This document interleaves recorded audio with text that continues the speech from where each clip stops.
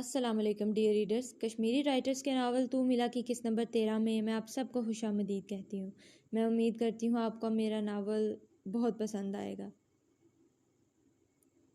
یہ تمہاری بہت بڑی بھول ہے کہ میں تمہیں اپنی گدی پر بیٹھنے دوں گا۔ تمہارا یہ خواب کبھی پورا نہیں ہوگا۔ میلو پھر سے ایدان پر اٹیک کرتا ہے اور ایدان اس کا بھرپور مقابلہ کرتا ہے۔ ایدان کی آنکھیں لال ہو جاتی ہیں۔ آج میلو کا آخری دن تھا، بس اس نے اس کی ایزا کو مارنے کی کوشش کی۔ میلو کی اتنی کوشش کے بعد بھی ایدان اس کے ہاتھ نہیں لگتا، اور پھر ایدان ایک دم تیز رفتاری سے اس پر اٹیک کرتا ہے اور اس کی گردن سے اسے پکڑ لیتا ہے۔ تم نے ایزا پر حملہ کر کے اچھا نہیں کیا۔ تمہاری دشمنی میرے ساتھ تھی، لیکن تم نے اسے بھی بیچ میں گھسیٹا۔ اس کی سزا تمہیں ضرور ملے گی۔ اور پھر دیکھتے ہی دیکھتے ایدان میلو کی گردن اس کے دھڑ سے الگ کر دیتا ہے۔ یہی تھا تمہارا انجام میلو۔ وہ میلو کا کام تمام کر کے ہاسپٹل کے لیے نکل جاتا ہے۔ ایزا کو ڈاکٹر وغیرہ ایک پرائیویٹ روم میں لے جاتے ہیں۔ ایزا نے ابھی تک اپنی آنکھیں نہیں تھی کھولی، وہ ابھی بھی بے ہوشی کی حالت میں تھی۔ وہ دونوں میاں بیوی ابھی بھی ایزا کے پاس موجود تھے۔ مسٹر اینڈ مسز بدر بھی اس کے روم میں داخل ہوتے ہیں۔ وہ دونوں میاں بیوی صوفے پر بیٹھے ہوئے تھے۔ انہیں دیکھ کر کھڑے ہو جاتے ہیں۔ جی آپ کون اور یہاں کیا کر رہے ہیں؟ وہ عورت مسٹر اینڈ مسز بدر سے پوچھتی ہیں۔ اتنے میں ایدان بھی کمرے میں داخل ہوتا ہے۔ ارے بیٹا آپ آ گئے؟ جی ماما پاپا آپ بھی آ گئے؟ ہاں کیا تمہارا کام ہو گیا؟ مسٹر بدر چھپے لفظوں میں ایدان سے میلو کا پوچھتے ہیں۔ جی ڈیڈ ہو گیا۔ وہ دونوں میاں بیوی تو منہ کھولے آنکھیں پھاڑے بس ان تینوں کو ہی دیکھ رہے تھے۔ کیا یہ تمہارے والدین ہیں بیٹا؟ جی آنٹی یہ میری ماما ہیں اور یہ ڈیڈ۔ واہ کیا بات ہے، لگتا تو نہیں ہے؟ وہ آنٹی حیرانگی سے انہیں دیکھ کر کہتی ہیں، جس پر ایدان کے چہرے پر نہ چاہتے ہوئے بھی مسکراہٹ آ جاتی ہے۔ ویسے بہن جی آپ کا بیٹا ہے بڑا پیارا اور اپنی بیوی سے بھی بڑا پیار کرتا ہے۔ کب سے پریشان تھا بیچارہ، جب ڈاکٹر نے بتایا کہ اس کی بیوی اب خطرے سے باہر ہے تب جا کر اسے سکون آیا تھا۔ ویسے آپ بھی بڑی خوش قسمت ہیں جو اتنی پیاری اور معصوم سی بہو ملی آپ کو، ورنہ آج کل کی لڑکیاں تو کیا بتاؤں میں اب آپ کو بہن جی۔ اب منہ کھولنے کی باری مسٹر اینڈ مسز بدر کی تھی۔ ایدان کی بیوی؟ کیا واقعی؟ یہ کب ہوا؟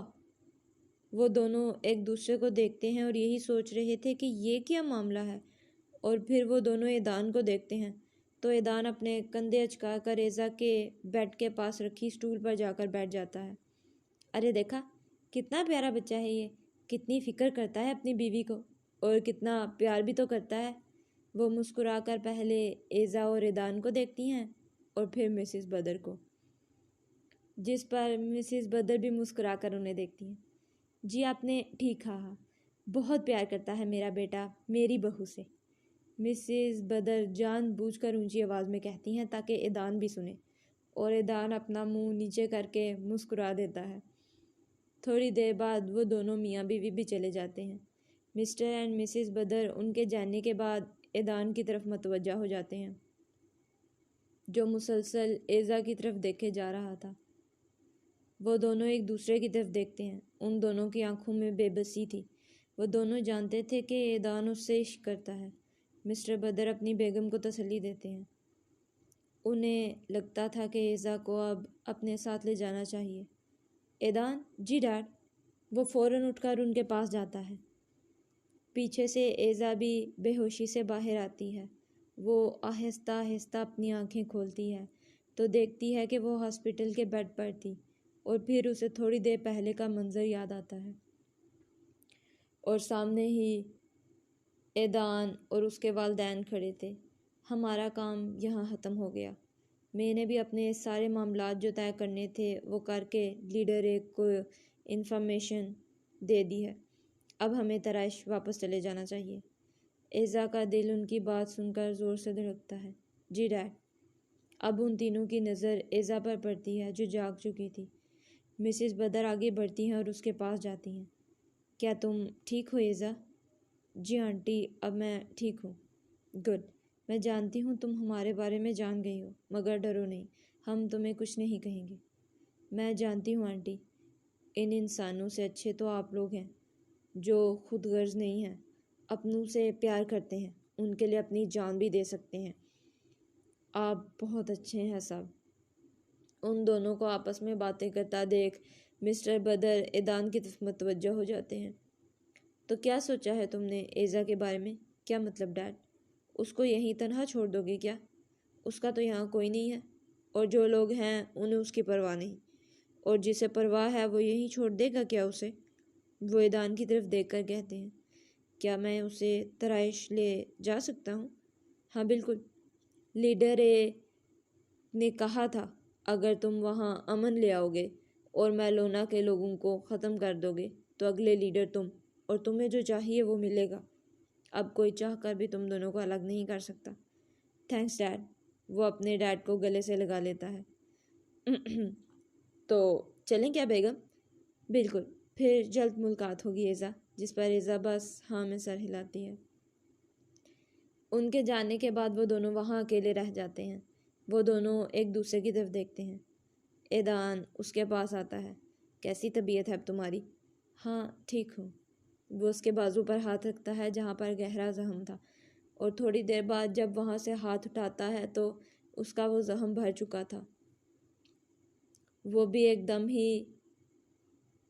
پیچھے لیتا ہے کہ ایزا اس کا ہاتھ تھام لیتی ہے۔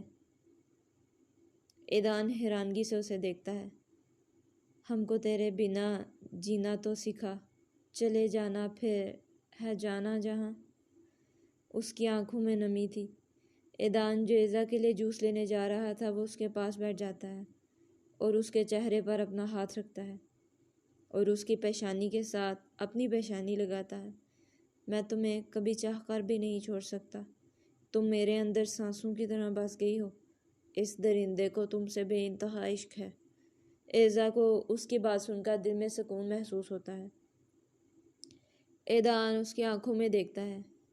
چلو گی میرے ساتھ میری دنیا میں؟ ایزا حیرانگی سے اسے دیکھتی ہے۔ کیا تم مجھے اپنے ساتھ لے چلو گے؟ ہاں، ہم ساتھ رہیں گے ہمیشہ۔ وہ دونوں اپنی آنکھیں بند کر لیتے ہیں اور ایک دوسرے کو محسوس کرتے ہیں۔ کیا تم مجھ سے شادی کرو گے؟ کیا تم مجھ سے شادی کرنا چاہتی ہو؟ جس پر ایزا ہاں میں سر ہلاتی ہے۔ ٹھیک ہے، کل ہم شادی کریں گے اور پھر طرائش چلے جائیں گے۔ طرائش؟ ہاں، میرا علاقہ، ہماری جگہ۔ وہ ایزا کے لیے جوس لاتا ہے اور ایزا وہ جوس پینے کے بعد دوائیاں لیتی ہے اور پھر وہ نیند میں چلی جاتی ہے۔ ایدان اسے ایک پل کے لیے بھی تنہا نہیں چھوڑتا، وہ چھوڑ ہی نہیں سکتا تھا۔ السلام علیکم ڈیئر ریڈرز، امید ہے آپ کو میرا ناول تو ملا بہت پسند آئے گا۔ میرے ناول کے بارے میں اظہار رائے کرنے کے لیے کمنٹ ضرور کریے گا، اور اگر آپ کو میرا ناول اچھا لگے تو لائک اور سبسکرائب بھی کریے گا، اور اپنا بہت بہت خیال رکھیے گا۔ شکریہ۔